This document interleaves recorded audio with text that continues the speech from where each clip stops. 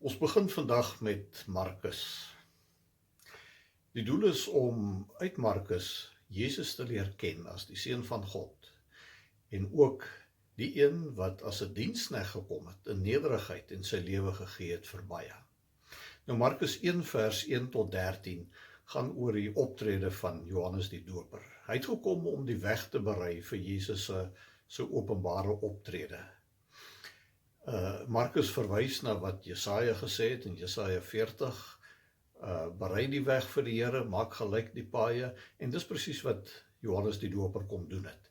Wat opmerklik is in die gedeelte is vers 5, waar daar staan dat mense uit Jerusalem en die hele streek van Judea gestroom het na Johannes die Doper toe.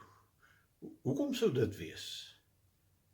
Ek dink die mense was so moeg vir die tipe prediking wat hulle gehoor het van die Jode, die Fariseërs, dat hulle absoluut gesoek het na iets wat meer waarheid, meer substansie bevat het.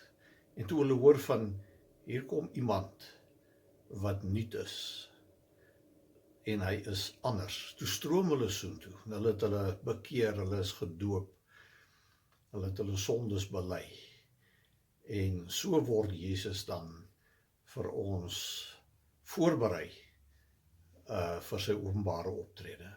Daarna volg Jesus se doop, en toe hy gedoop is, merkwaardig, het God uit die hemel gesê, dit is my seun, in wie ek 'n welbehae het, terwyl die Heilige Gees in die vorm van 'n duif op hom neergedaal het. 'n Mooi voorbeeld van die drie persone van die drie eenheid wat saam optree. Daarna is Jesus vir 40 dae in die woestyn, insident wat in Matteus sowel as Lukas in baie meer besonderhede beskryf word. En so is Jesus gereed gemaak.